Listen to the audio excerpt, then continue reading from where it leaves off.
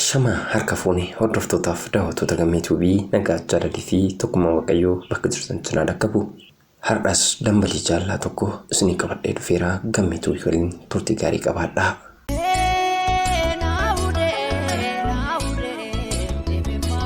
Hunda dursee nagaan koo lafaatti jirtuu fi addunyaa ati keessatti argamtu qaaleensaaf aduun osoo rukunne si haa dhaqqabu. Akkam naaf turta kennaa koo ani jaalalleen kee nagaa keeti. Anis egaa kennaa kee akkan ta'ee kennaa jettee akkana waamtu atu beekta. Dhugaadha uni lamaanuu rabbitu waliif nuuf kenne. Akkamii jiruun biyyaan ba'aa maalitti fakkaata? Aniif ati yeroodhaaf gargar fagaannee turuu dandeenya. Gaafa rabbis jedhes dhufnee aardii tokko keessa seennee akka waliin jireenya gaarii dabarsinu abdiin qaba. Ni yaaddattaa laata gaafa biyya turre sana gaafa lafti galgalaa'e na arguuf jecha maatii kee dhokattee dhufta.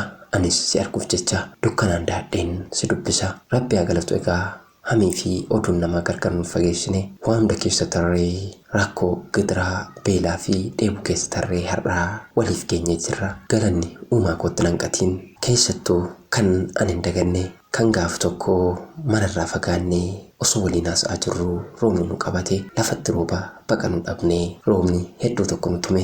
Egaa keessa deemus waan dandeenyeef muka tokkotti gorree dhaabbanne mukni sunis dibaabee ta'ee rooba sana nurraa ittisuu hin dandeenye. Egaa galgala gaafa gallu roobaan babbannee jirra. Akka nama roobni dhaanii osoo hin taane akka nama maraatee bishaan uffataan seenee fakkaanna. Garuu ajaa'iba sanuma keessa akkasitti osoo bishaaniin cuubbamnee jirru wanti anaa fi sitti qorruun turre gonkumaa sana dagachuu hin danda'u. Anis gaafa manatti galuu harmee kiyya maal ilma koo lafaa manni hin jirre deemte moo naan jettee na gaafatte. Lakkee harmee koo xiqqoo gara qarqara baadiyyaatti baheen lafa itti baqadhu dhabee bokkaan na reeben jedheen. Isheenis egaa yeroodhuma sana uffata akkan jijjiirradhuuf gara golaatti ol dabartee uffata irribaaf ta'u naa kennite. Sitti garuu maatiin kee akkasitti ga'an natti himtee turte. Eessa deemtee dhuftaa? Eessa oolte? Eenyu faana turteen? Gaaffiin jettu kun gaaffii yeroo hunda sirraan dhaabbannedha. Nan beeka sunis darbee ragaa har'aa seenaa gooneet haasa'u jirra. Firii boruu keenyas agarree akka dhandhamnu abdiin qaba. Kennaan gaafadhanii bayyaa boonaa kennite hanga har'aatti onnee koo keessa akkasumas laphee koo irra jira. Ati meetii mormaa osoo hin taane meetii onneetiin kanatti naaf kennitee na gaggeessite. Kennaa koo akka miree haalli ati keessa jirtu kophaa taatus akkasitti ulfaatu shakkiin qabu. Garuu yeroo eegdee akka na dhaqqabdu abdiin qaba. Dhagaa jireenyi Keeniyaa maal sitti fakkaatti? Ani jaalleen kee nagaadha. Yeroo baay'ee gammee tuubii nan dhaggeeffadhan ture. Garuu peejii kanaan miti. Peejiin duraa guddaa fi baay'ee cimaa ta'e tokko akka cufamee ture gaafa dhaga'u hedduun gadde. Amma gaafa dhiyoo kana barbaadee jedhu waan argadheefan asiin waan keessa koo jiru dabarfachuu barbaadeen gara gammee tuubiitti sagalee koo siif erge. Damma kiyya ati damma muuxatameen quufne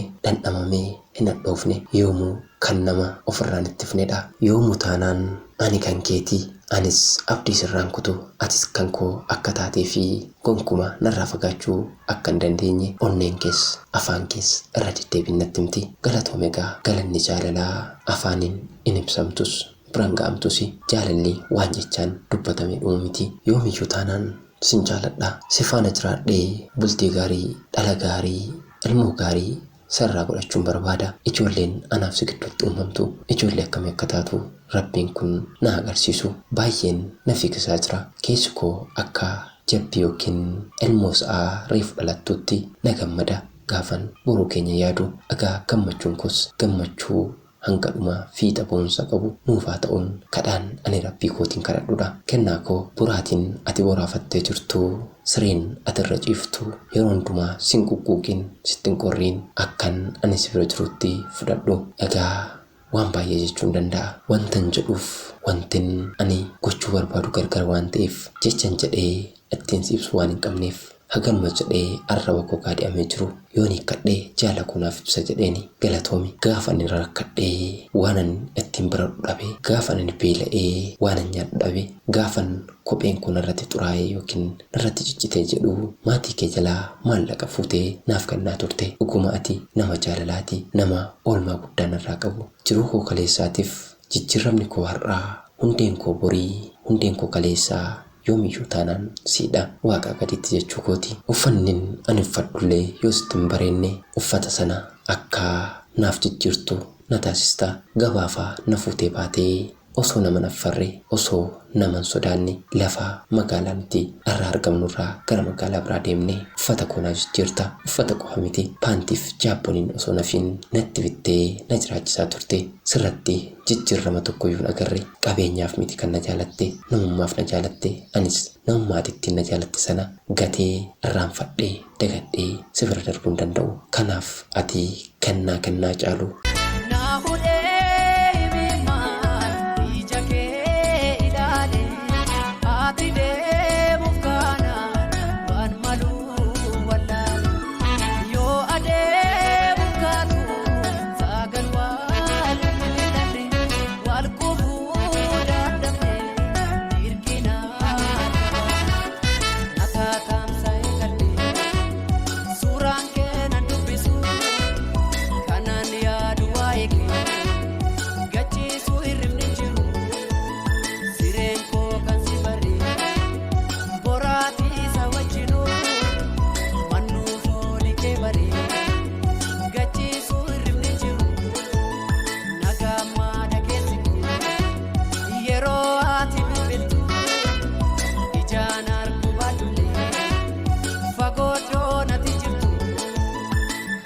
Kennaa rabbiin koo keessa kiyyatti tolcheenaaf uumedha naa jiraadhu kaa maarree atis waan kan akka dhageesseen akka gammaddu abdiin qaba ati haadha hiyyeessaati haadha jaalalaati boris ilmoo jaalalaa fi ilmoo borutti biyyashiif of mataashii jirtu akka kudhannu abdiin qaba naa jiraadhu kennaa kooti keeniyaatti kan argamtuuf kennaa kee yookiin abdiidha Osloorraa nagaatti. Toloppoleessu keenya seenaa kee waan nu qooddeef guddaa galatoomi hayyeegaa daawwattoonni gammeetuubis waaqayyo jaalala akkasitti bareedu kanaa isiniitichee umurii irraa geessaa sanyii cirrachaa isinaa taasisuun kadhannaa kiyya rabbiin waliin isinaa jaarsu waliin isinaa horsiisu dhaggeeffattoonni gammeetuubii warri kaanis seenaa jaalalaa akkas bareedaa kanaa fi wantoota gaaffii isinitti ta'ee daawwattoonni irratti yaada akkasinii kennan yoo barbaaddan gama gammeetuubiitti bifa yaadaatiinis ta'ee barreeffamaatiin na erguu dandeessu lakkoofsi yeroo kamuu irratti na argachuu dandeessan Duwwaa 922497886 gama waatsaappii telegiraamii fi immootiin na argachuu dandeessu gammeetuubiidha Oromiyaarraa horaa bulaa deebanaa.